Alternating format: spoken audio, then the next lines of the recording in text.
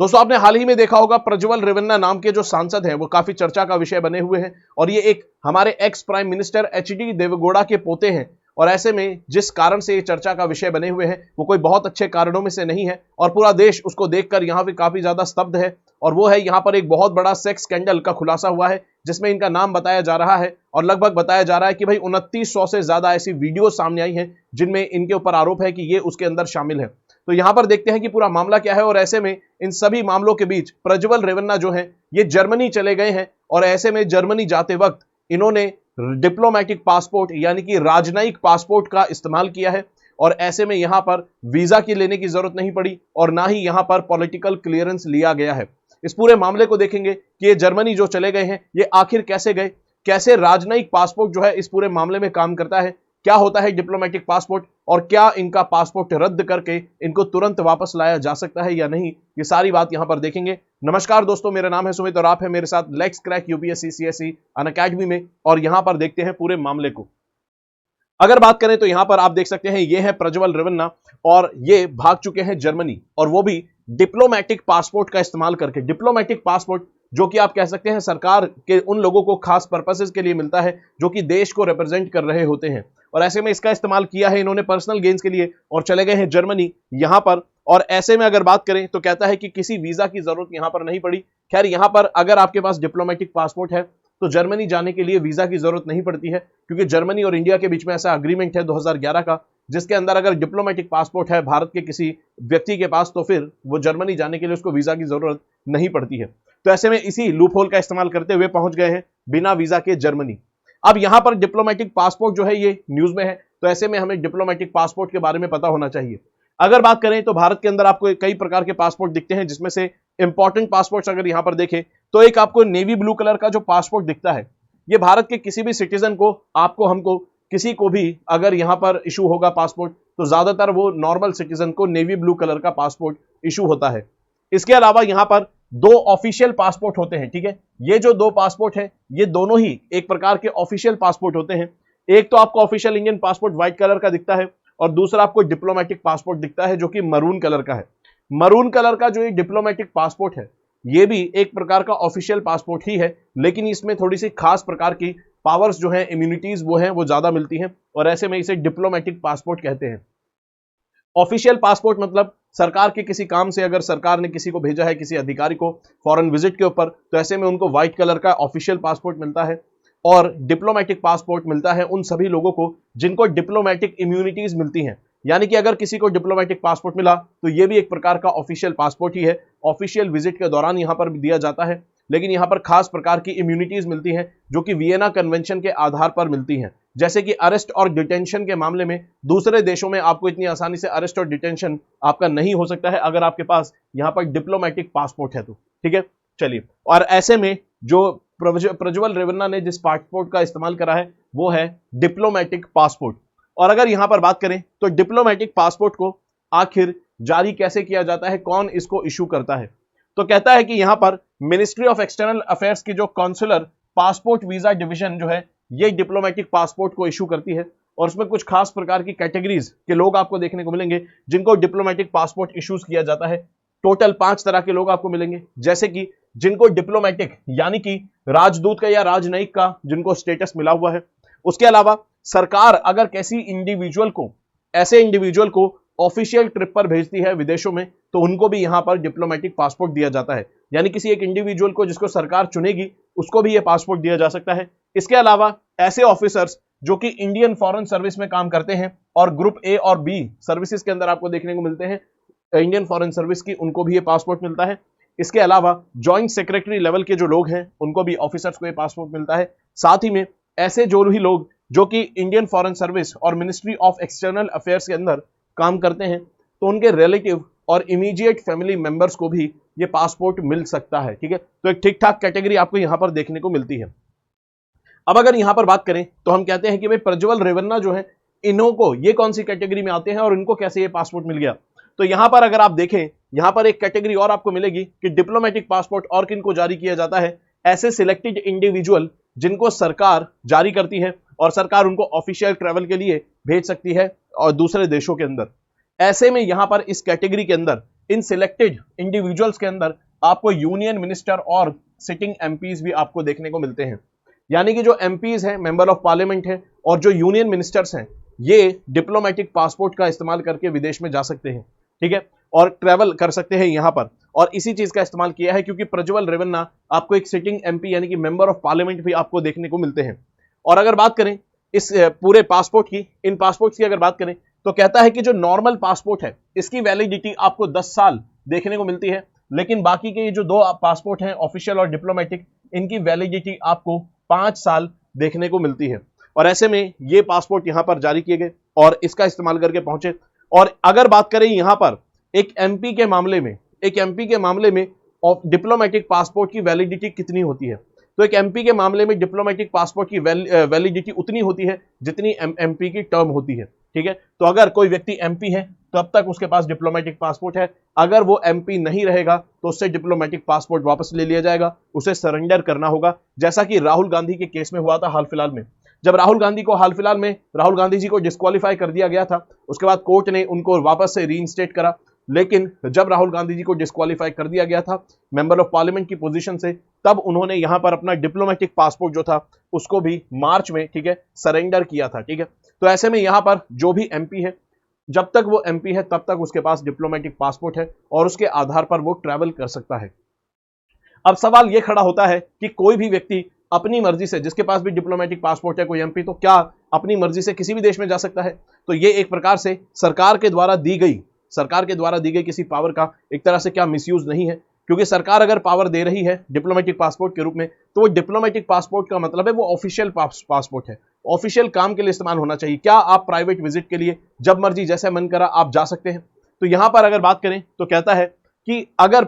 सबसे पहली चीज आती है कि यहां पर पॉलिटिकल क्लियरेंस आपको लेना होता है, ठीक है, आपको यहां पर पॉलिटिकल क्लियरेंस लेना होता है, ठीक है। अगर मान लीजिए आपको किसी कंट्री में जाना है, वीजा या लेना है या नहीं लेना ये मैटर अलग है, लेकिन एक पॉलिटिकल क्लियरेंस आपको लेना होगा, ठीक है। आप अपनी मर्जी से इस डिप्लोमेटिक पासपोर्ट का इस्तेमाल करते हुए कहीं पे भी चले जाएं, ऐसा यहां पर नहीं है। तो यहां पर पॉलिटिकल क्लियरेंस लेना चाहिए, और ये राज्यसभा के अंदर भी या राज्यसभा सेक्रेटेरिएट के द्वारा भी इस चीज को क्लैरिफाई किया गया था कि कोई भी व्यक्ति जो डिप्लोमेटिक पासपोर्ट रखता है अपने पास और अगर वो किसी कंट्री को विजिट करता है तो ऐसे में उसको यहां पर जरूरत के हिसाब से पॉलिटिकल क्लियरेंस यहां पर लेना होगा, और इसके लिए पॉलिटिकल क्लियरेंस ऑनलाइन लिया जा सकता है। और ऐसे में अपनी विजिट से 3 हफ्ते पहले आपको ये पॉलिटिकल क्लियरेंस लेना होगा, जो कि प्रज्वल रेवन्ना जी के द्वारा नहीं लिया गया है, ठीक है। तो प्रज्वल रेवन्ना जी ने ये वाला जो पॉलिटिकल क्लियरेंस था ये नहीं लिया। अब सवाल यहां पर उठता है कि भाई पॉलिटिकल क्लियरेंस तो नहीं लिया, चलो,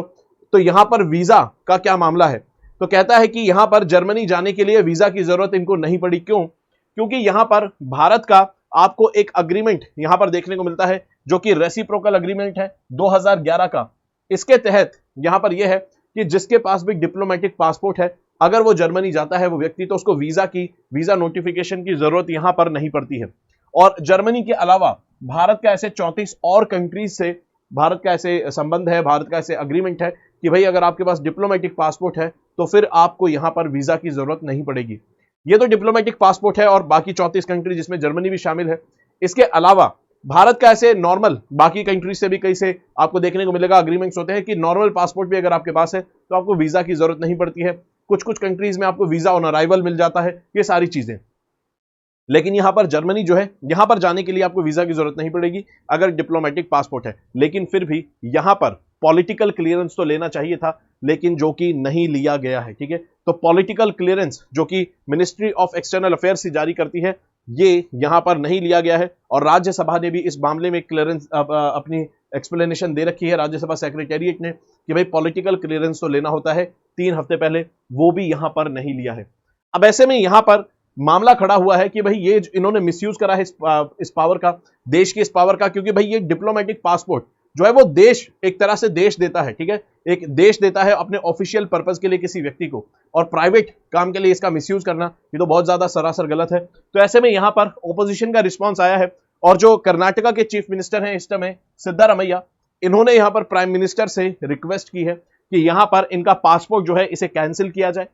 रेवन्ना का पासपोर्ट कैंसिल किया जाए, डिप्लोमेटिक पासपोर्ट, और साथ में यहां पर इंटरनेशनल पुलिस की जो ऑर्गेनाइजेशंस है इनसे कोऑपरेट करके इनको वापस जल्द से जल्द देश के अंदर लाया जाए। इस तरह की मांग यहां पर की गई है। ठीक है, ये जो देश छोड़कर भाग गए हैं मेंबर ऑफ पार्लियामेंट, इनको वापस लेकर आया जाए।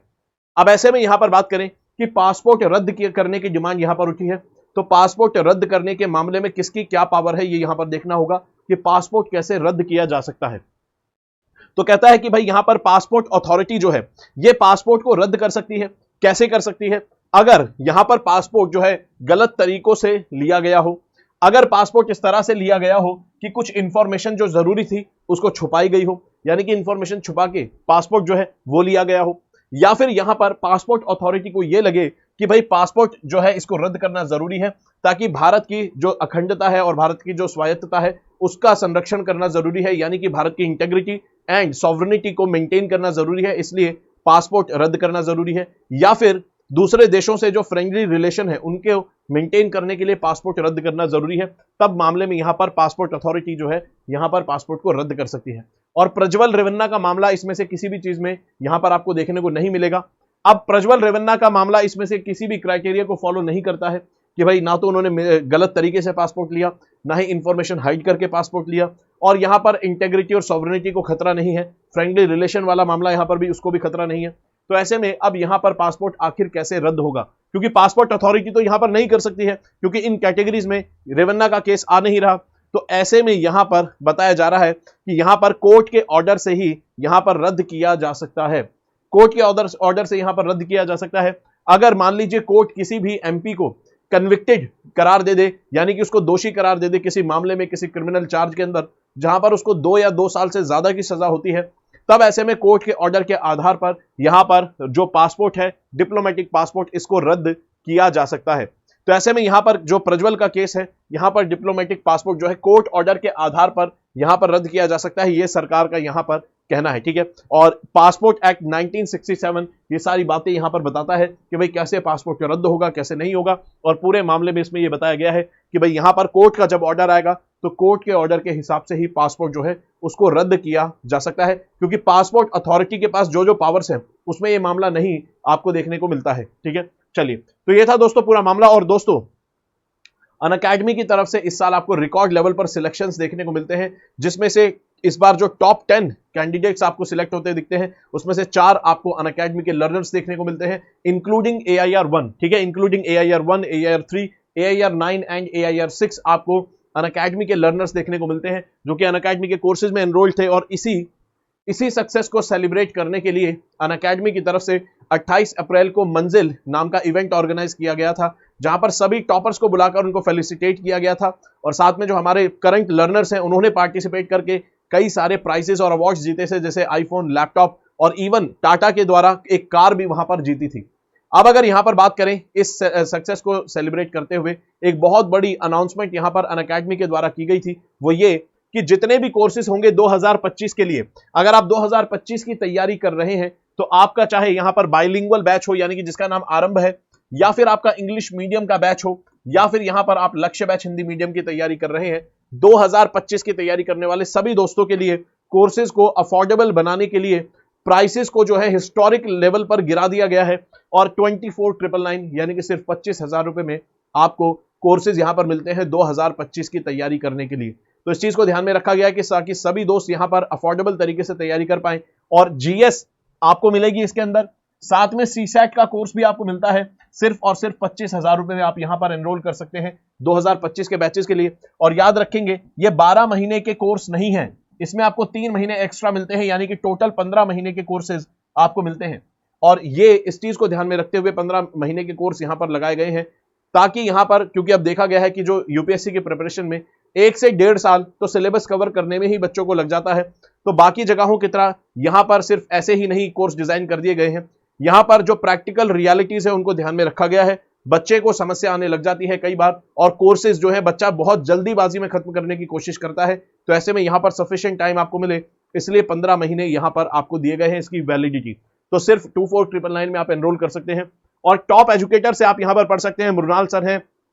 ठीक है, आपको यहाँ पर आपको सिद्धार्थ अरोड़ा सर मिलते हैं, आपको प्रतीक नायक सर, सभी टॉपर्स, टॉप एजुकेटर्स आपको इंडिया के यहाँ पर मिलते हैं, चाहे बाइलिंगुअल बैच हो, चाहे इंग्लिश मीडियम का बैच हो या फिर हिंदी मीडियम का बैच हो, सभी में कोड लगाना होगा दोस्तों SMK लाइव। अगर आप SMK लाइव कोड लगाते हैं तो आप यहाँ पर इन कोर्सेज के अंदर सिर्फ 24,999 यानी कि 24,999 यानी कि लगभग 25,000 में आप यहाँ पर एनरोल कर सकते हैं। इसके अलावा दोस्तों यहाँ पर ऑप्शनल्स के बैचेस जो है वो भी शुरू हो चुके हैं। इसमें भी आप देख सकते हैं इस साल के जो टॉपर्स हैं, अगर आप उनके मार्क्स देखेंगे तो आपको लगभग बहुत सारे टॉपर्स के मार्क्स 300 प्लस देखने को मिलते हैं, जो कि ये बताता है कि ऑप्शनल्स इस बार रैंक डिसाइडिंग फैक्टर में फिर से इंपॉर्टेंट रोल प्ले कर रहे हैं। तो आप ऑप्शनल्स में भी एनरोल कर सकते हैं, कोड लगाना होगा SMK लाइव, ठीक है। इसके अलावा दोस्तों यहाँ पर अनअकैडमी की ऑल इंडिया लेवल की मॉक टेस्ट आपको देखने को मिलेगा, जो कि 5 मई को यहाँ पर कंडक्ट कराया जा रहा है। तो 5 मई को आप पार्टिसिपेट कर सकते हैं ऑल इंडिया मॉक टेस्ट में। सुबह 9:30 बजे GS का पेपर होगा, CSAT का 2:30 बजे, बिल्कुल जैसे UPSC का एग्जाम होता है, टाइमिंग्स वगैरह उसी फॉर्मेट में यहाँ पर टेस्ट कंडक्ट करवाया जा रहा है। तो इसमें आप एनरोल कर सकते हैं और यहाँ पर अपनी ऑल इंडिया लेवल की जो रैंक है उसको देख सकते हैं, और जो क्वेश्चंस है वो यहाँ पर एग्जाम पॉइंट ऑफ व्यू से सिलेक्ट करके सेट किए जाते हैं। तो आप यहाँ पर एग्जाम के लिए भी आपको बहुत कुछ सीखने को मिल सकता है, ठीक है। तो आप इसमें एनरोल कर सकते हैं। दोस्तों ये था पूरा मामला। अगर वीडियो अच्छी लगी है तो वीडियो को लाइक करेंगे, चैनल को सब्सक्राइब करेंगे, पढ़ते रहेंगे दोस्तों, अपना ख्याल रखेंगे। जय हिंद दोस्तों।